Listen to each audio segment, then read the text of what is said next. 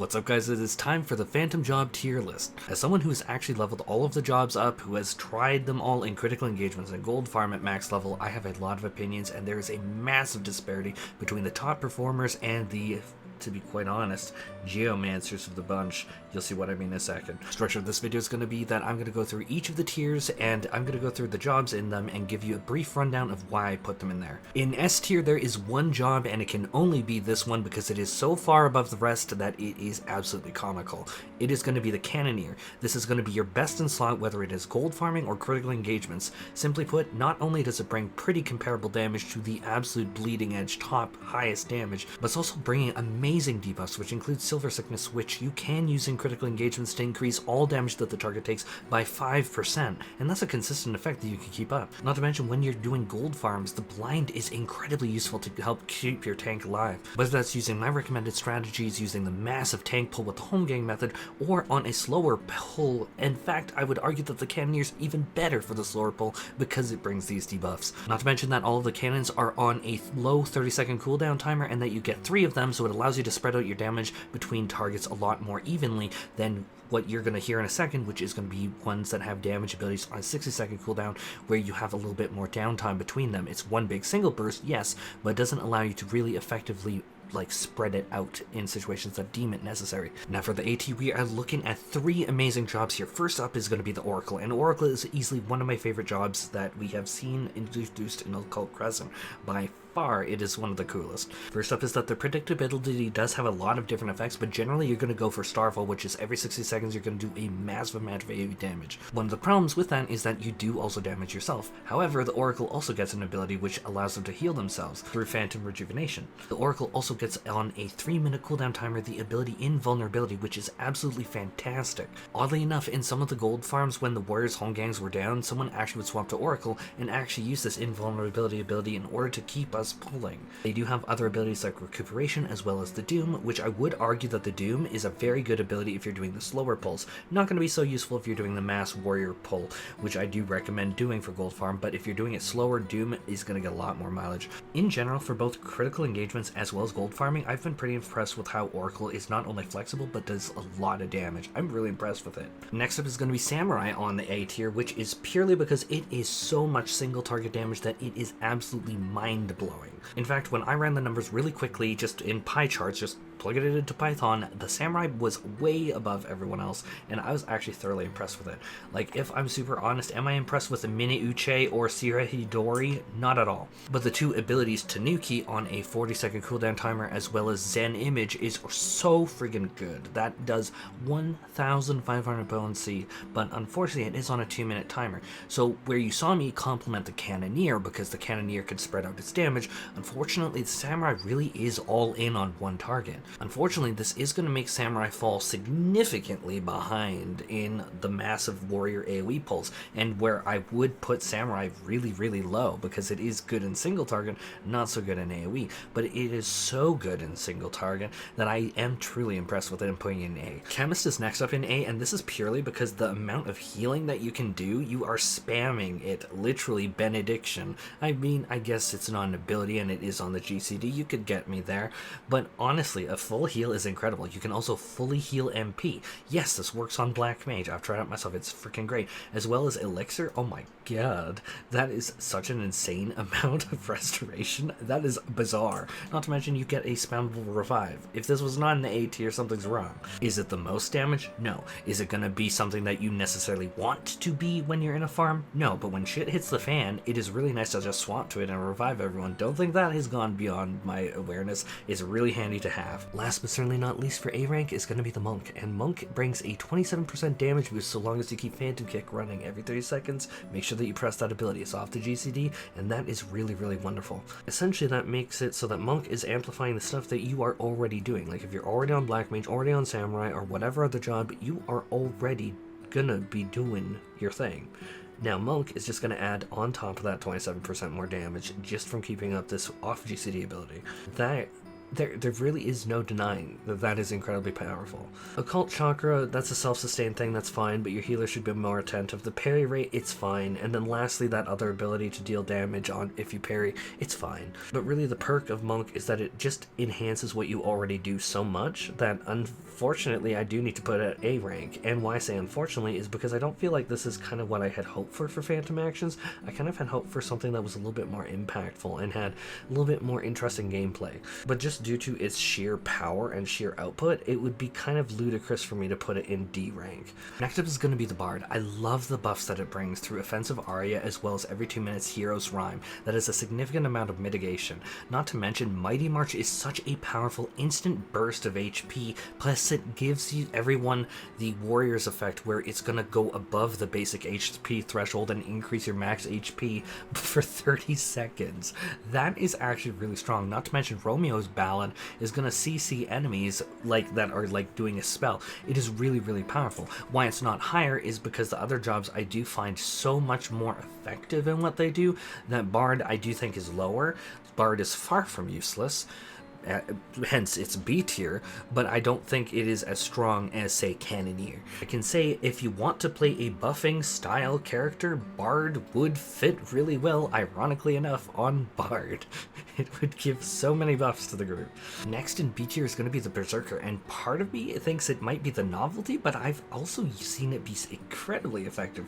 Rage is just going to cream enemies. Unfortunately, it doesn't scale with attack speed, so things like Ninja's base attack speed being higher, I don't see it.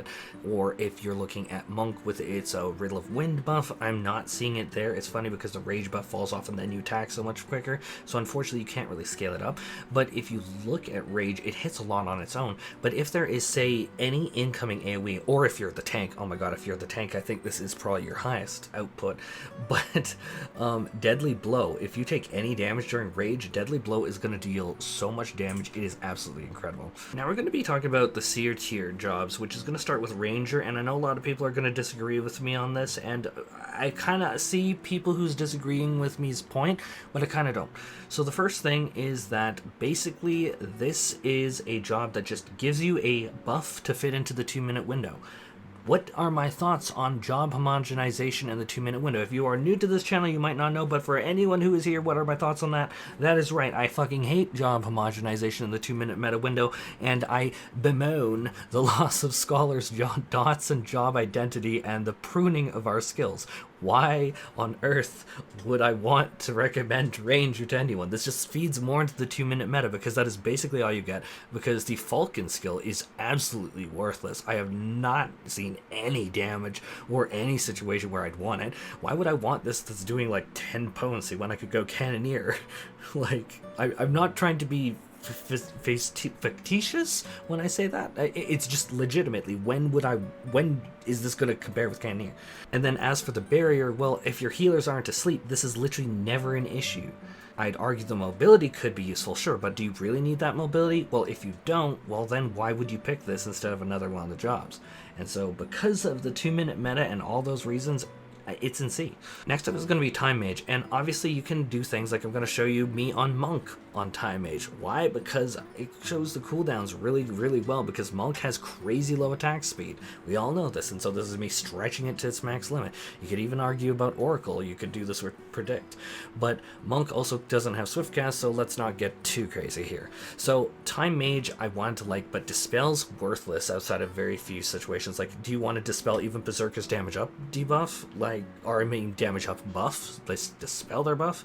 Not really. That doesn't make a difference. Can you even cast Sloga on those critical engagement things? No. Sloga's also on the GCD, so it also doesn't feel that good. And in mass farms, is that something that's gonna be something that helps the tank? No. Okay, well, what about solo pulls? Well, the tank's not taking that much damage, so you're sacrificing a GCD for what? So it's really not something that I've gotten much mileage out of at all. As well as Mage Masher, sure, that's fine. That's an addle. Okay, that's awesome. And then in terms of haste, I would have expected more. Yes, we're on Monk right now, but it's really in reality something that just aligns into the 2-minute window, and I don't think that it's that strong. Like, I compared this to even Rangers. I would say that this falls short of that. Oh, but you could put it on a Black Mage. Bro, Black Mage just got reworked, and I literally have been playing Black Mage in Occult Crescent. Like, but Black Mages have so much mobility that this is silly to be like, oh, well, they have mobility. Well, and then for the, like, Meteor skill, it's just not impressive. Compared to Starfall, it is half the damage, same cooldown, and I'm just over Time Mage. I expected so much better, if I'm honest. Now we're going to make the D tier. For the first job in the D tier is going to be Knight, and this is unfortunately a job that I really had hoped a lot more from. However, it does feel kind of underwhelming. I'd say that the one thing that it is really good at is going to be its Phantom Guard ability, which reduces damage taken by 90%. Say if you're doing a massive gold farm, it is going to be very impactful because taking literally 10% of the damage is really good. However, the reality is that you'd probably want to be on Cannoneer regardless in that instance, and then your barrier healer should have no issue. I've solo barrier healed it. It has never really been an issue. I've clearly gone many times around that circle, never been an issue. The next thing is Prey. It's just not that strong of a heal over time effect, especially when you consider like where you would want to use Knight, which would be things like those gold pools, in which case I'm gonna be real. That's not enough healing. And I'll also say that it's not enough healing if you're, say, trying to, like, run Black Mage, especially with what I'm going to say next, which is, like, and I mean, like, solo Black Mage, where you can potentially die to unavoidable AoEs. Yes, that includes even if I pop Mana Ward. So you need some kind of external sustain for some of these critical engagements, so, it's and then that brings us to Occult Heal, which requires 5,000 MP in order to cast it. And so between this little trickle heal and then 5,000 MP, you could, in theory, absolutely on Black Mage, which is me absolutely cherry picking an example, you could cast another Blizzard, and then you could heal yourself, and that is a option for sure, absolutely an option. But there's also a lot of jobs that don't have the option to restore their MP so quick, where you can at most get like 2 Occult Heals, maybe barely get out a third, and so Knight really doesn't impress me. And Final Ability Pledge is something that I thought could be interesting, but then I actually tried it, and it really is kind of what you think when you look at the tooltip. It is literally going to make it so that the next 2 instances of damage are nullified. Well, outside of incredibly fringe situations, that's just not that impressive, if I'm honest, because it's only 2 instances of damage, and I'm like, meh. Thief is so low because in reality I found out that Ninja's Doku Mori actually applies in an AoE the gold steal effect, and that is just something that, especially given current gold farming meta, which I have videos of it on this channel, it just simply makes Thief really outclassed in this department by a massive margin. It has stuff that even I would say looks good on paper, like Occult Sprint. That sounds really good, but do you really need that sprint in order to dodge mechanics? Usually, really usually, no you don't. Do you need vigilance? Well, outside of like solo gold farming, or you're not going to really be using this that much because you can only use it outside of combat, and if you're doing solo pull gold farming, it's going to be much slower, much slower than the other more efficient method. It is possible to do it, but at the same point in time, I really do feel like you just simply get so much more damage through basically anything that does more damage, because if you're going to be pulling level 28 mobs, your damage is going to be so much lower. And remember, the Phantom Job's damage isn't lower, so that this leaves Vigilance really kind of feeling it sounds so friggin' good on paper. 60% critical rate, I can absolutely say that, but in my experience, anecdotally, it is not, like, it is not going to compare to, like, what a Cannoneer and an AoE pull could do. Like, we're not seeing ninjas being stacked during those AoE pulls, are we? No, we're not. So I feel like it would be fictitious if I just said that this is really good, because in reality, there's nowhere, because you can only apply it once before a critical engagement. Okay, well, that's kind of sad because it falls off really early on the critical engagement. The next ability is something that is specifically for Forked Tower, and like I said at the start of the video, Forked Tower just forces some jobs to be taken, and yeah, for trap detection, obviously that's a force thing. The next thing is going to be Pilfer Weapon, which is basically going to be a feint that you keep up all the time. Like, it's fine, but also the damage being done by the critical engagements isn't that high, and this is also going to be single target, so it's not going to be good in AoE gold farming, and so this just leaves me feeling like, where does Thief bring the value? And that's unfortunately why it's here. Do note that I didn't put in F tier, so like I can see points to it. Like if you're doing a really inefficient, not recommended gold farm, sure, you could probably get it off a few more times. If you don't have ninja leveled, sure, you could do it instead of Doku Mori, but it's like, I just don't see it being as impactful as Cannoneer. There are 2 jobs in F tier, and I do believe that they truly deserve it, and that is first up, Phantom Freelancer. This one we all should have seen coming. Phantom Freelancer, the whole Freelancer idea is that it is super duper weak at the beginning, and then eventually it's going to be good. So the next update to this zone, getting us our new zone, is going to be in patch 7.5. Currently we're in patch 7.2, so we are quite a ways away from that, and I do understand that this being the first thing, that they can't just give us Freelancer in whatever full form they have. Like, my personal expectation of it is that we will be able to customize its skills. That is my honest to goodness thought on what they're going to let us do with Freelancer. And so they don't want to just like rip the ripcord or pull the ripcord or whatever on it and let us just do that at this point, because it is still early on. I get that.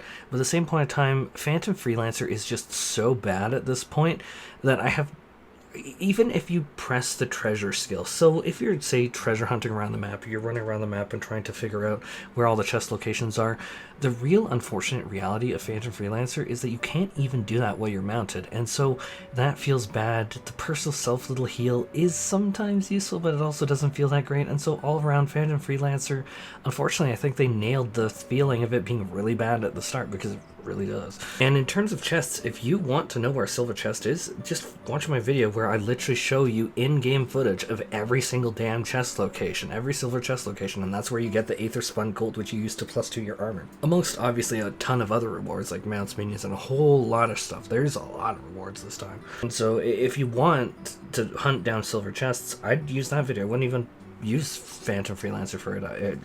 I wouldn't. Now let's talk Geomancer, because this is something that I was really genuinely looking forward to for so long, because anyone that played during Stormblood did the if they did the Astrology and job quests, knew that Geomancer was being just thrown everywhere, and then we also had the Geomancer bells in some of the dungeons, and like people were just so hyped about it. I know this is before the massive WoW exodus with like people coming from World of Warcraft, but like this was such a hype moment, and to see Geomancer be one of the Phantom jobs was so exciting for me, and I know a lot of other people.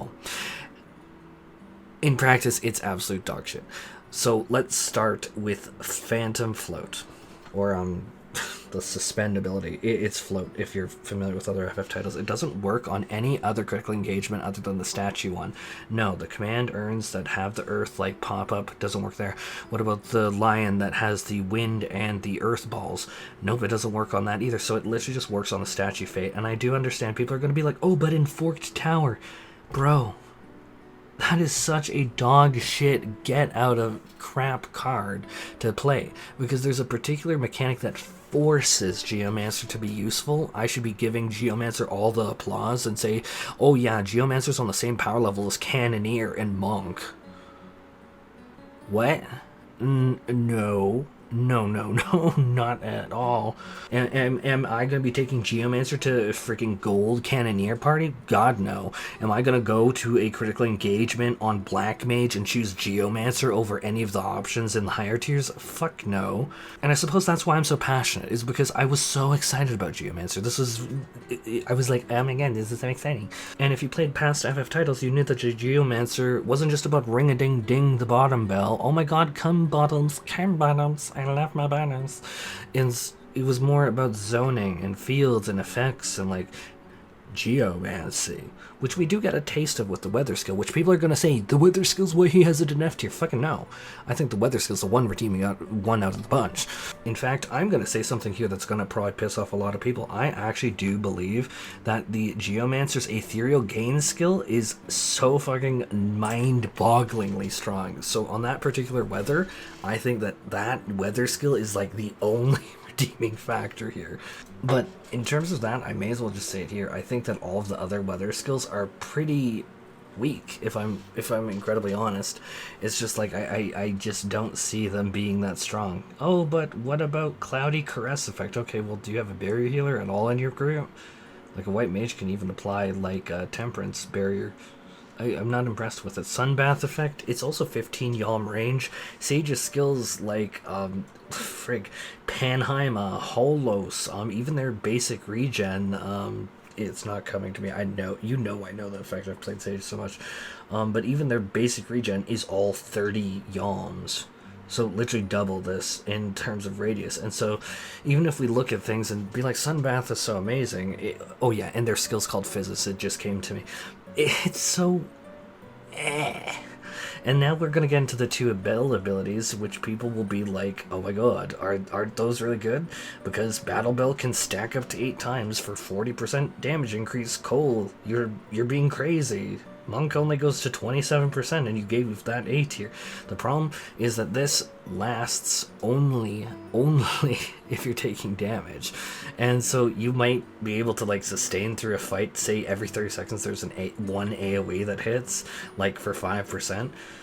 Like, this is maybe effective on a tank, and again, I feel that's really contrived. Like, you're not going to be taking like a team full of Geomancers just buffing like a tank, in theory, for like a gold farm party. No, people are taking Cannoneer. So I find that really contrived. Even if you're in a critical engagement, is your tank the one tanking the boss? Because if not, well, rip that idea. And even like Ringing Respite, like the heal effect on it in theory is okay, because every single instance of damage getting a little regen is going to be objectively, factually more healing than on a big pull, that is, with lots of auto attacks coming in, is going to be more healing than like regen tech. But reality is, again, like, how many situations is a tank taking that many hits that quickly with that big of a mob pack? And how the current gold farming meta, they're taking way too much damage for this to even matter at all. And so, like, I'm just not impressed with it. Like, I don't see someone swapping to Geomancer instead of Cannoneer, literally just to gold farm. Someone could say that, but it's like, hell, you could even change Phantom Jobs to Phantom Geomancer between the pulls, and ring-a-ding-ding the bell on them. My brother, I'm gonna tell you, I literally haven't seen anyone do that in any of my gold farms. Oh, but that's more efficient. I have not seen a single person do it. And I think that also puts your Cannoneer skills on cooldown, so... Yeah. Brother, it's like what I'm saying. I just don't see it. People probably want to fight me about saying Geomancer's bad, but this is not the Geomancer that me and I'm sure everyone else saw. And so I feel that absolutely the worst Phantom job right now, because this is the end of Geomancer.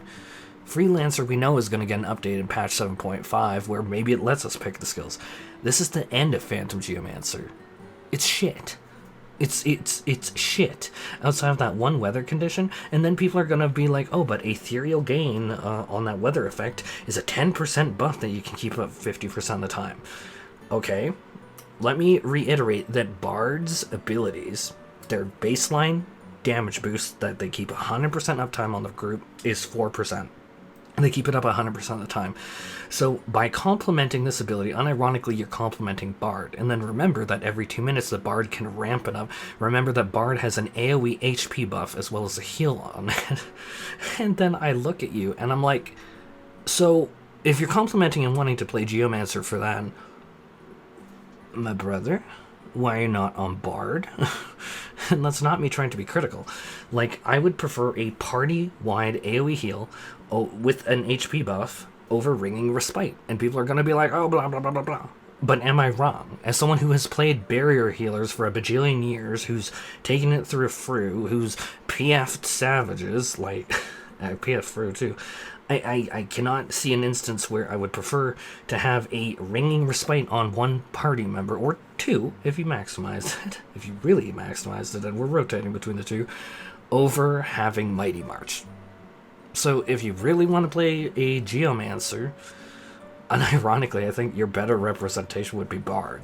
And plus, we don't have anything with, like, AoE effects, or, like, modifying the ground, or, like, territory control on Geomancer, so this being the final Geomancer form, I'm going to be honest, has me so disappointed about it. And the problem is, it's in F tier because it is so weak, but I theoretically should have a Geomancer tier because it's so weak and it disappoints me so bad. And we're not going to see a new Geomancer. Like, this is it for Geomancer in 14, and I'm like, I wish that they played it more risky, that they did more with Geomancer. I'm kind of at a loss. Anyhow, this Geomancer section is so long, but it's kind of like my actual feelings on it. It's not just F tier, it's Geomancer tier, because, oh my god, at least I can say I am so freaking disappointed. Anyhow, this went way longer than I expected this section to. there's my tier list, there's my explanations, and this time around I made sure to not, how to say it, make the audio shorter. And unfortunately, I know that that means that this is probably not going to get many views because people are like, hey, we want shorter videos. And then I'm like, well, I can speed up the audio to try and go through them. But it's hard to like give all the reasoning for all the jobs and make it like 10 minutes. Like, it is so fucking hard unless I just speed through and I'm like, ah. But a lot of the comments said shorter videos. I'm like, damn, bro, I'm trying. I'm trying. Like, I'm trying to evolve the content. I'm trying to improve and shit. I don't even know.